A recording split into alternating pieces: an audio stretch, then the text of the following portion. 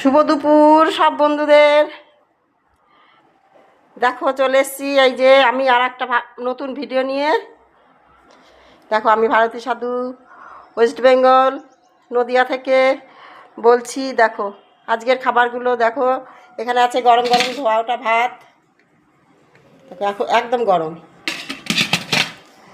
তারপরে এখানে আছে পটল ভাজা, অল্প করেই করেছি, গরমে কেউ খেতে চাইছে না, প্রচণ্ড গরম এখানে।